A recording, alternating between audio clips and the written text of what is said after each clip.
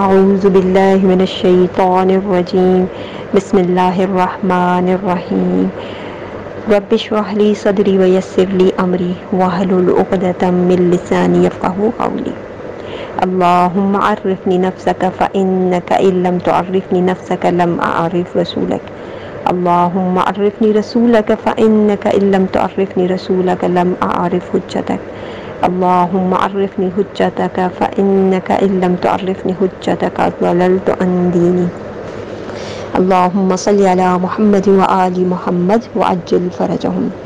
سورہ فاتحہ کی آیت نمبر 2۔ الحمدللہ رب العالمین، ثناء کامل اللہ کے لیے ہے جو سارے جہان کا رب ہے۔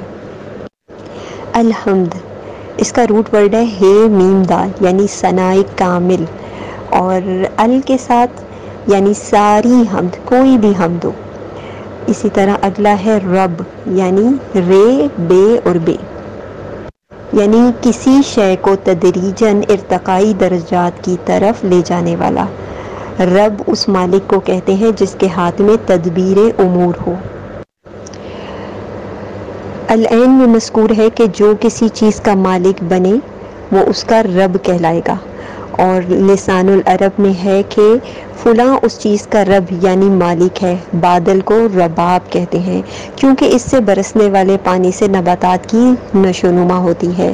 جو شخص رب کی طرف منسوب ہوا اسے ربانی کہتے ہیں، جیسے کہ ارشاد قدرت ہے سورہ آل عمران کی 79 آیت میں، تم سچے ربانی بن جاؤ۔ حضرت علی علیہ السلام سے روایت ہے کہ آپ نے فرمایا انا ربانی ہذہ الامہ، یعنی میں اس امت کا ربانی ہوں۔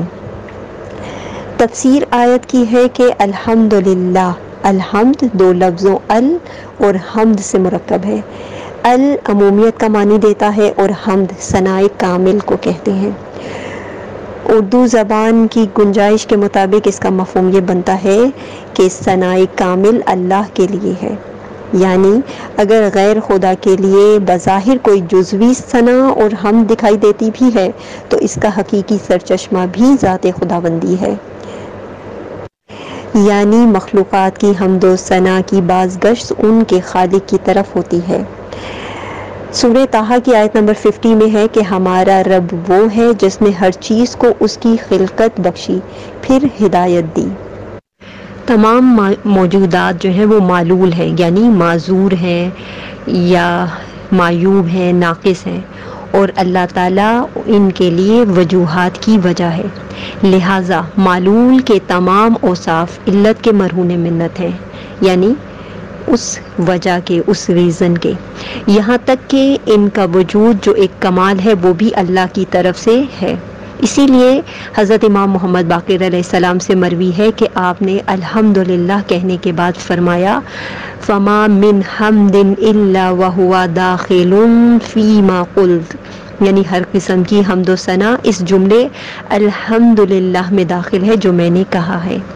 امام جعفر الصادق علیہ السلام سے مروی ہے کہ حرام سے اجتناب کرنا نعمت کا شکر ہے، اور الحمدللہ رب العالمین کہنے سے شکر کی تکمیل ہوتی ہے۔ اب ہے رب العالمین، توحید رب۔ رب العالمین یعنی توحید رب جو ہے وہ تمام انبیاء علیہ السلام کی تبلیغ کا محور اور مرکز رہی ہے، ورنہ توحید خالق کے تو مشرکین بھی قائل تھے۔ یعنی توحید خالق جیسے کہ سورہ عنکبوت کی آیت نمبر 61، 62 اور 63 میں ہے کہ اور اگر ان سے پوچھو کہ آسمانوں اور زمین کو کس نے پیدا کیا اور سورج اور چاند کو کس نے تمہارے زیر فرمان کیا تو کہہ دیں گے کہ اللہ نے، تو پھر یہ کہاں الٹے جا رہے ہیں؟ اللہ ہی اپنے بندوں میں سے جس کے لیے چاہتا ہے روزی فراخ کر دیتا ہے اور جس کے لیے چاہتا ہے تنگ کر دیتا ہے، بے شک اللہ ہر چیز سے واقف ہے۔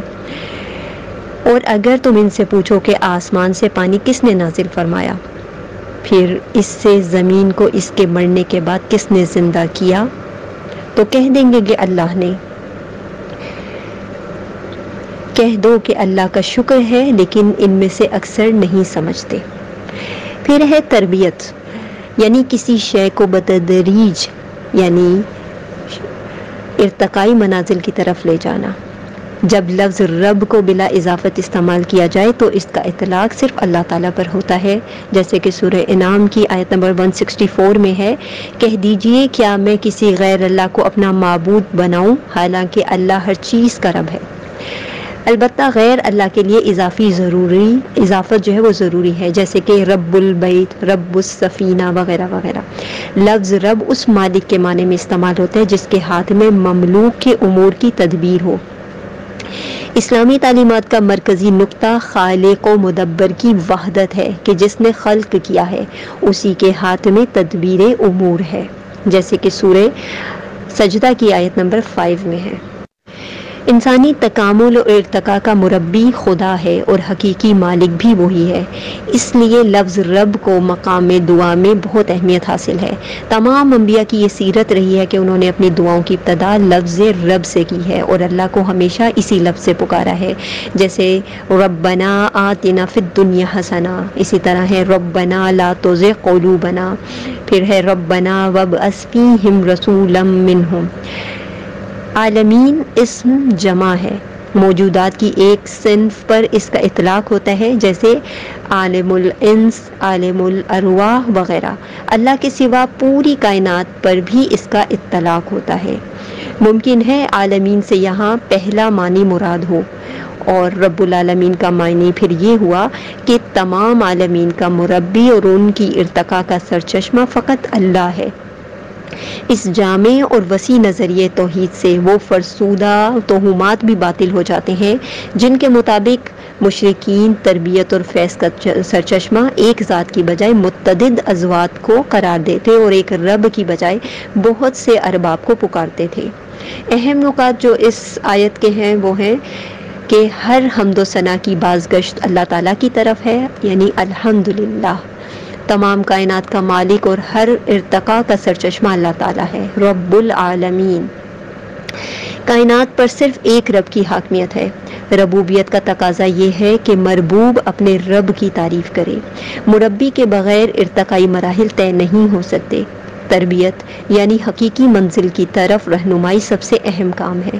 لفظ عالمین سے ظاہر ہے کہ تربیت کا دائرہ نہایت وسیع ہے۔ وحدت مربی نظام کائنات میں ہم آہنگی اور وحدت ہدف کی ضامن ہے۔ اللہم صلی علی محمد وآل محمد وعجل فرجہم۔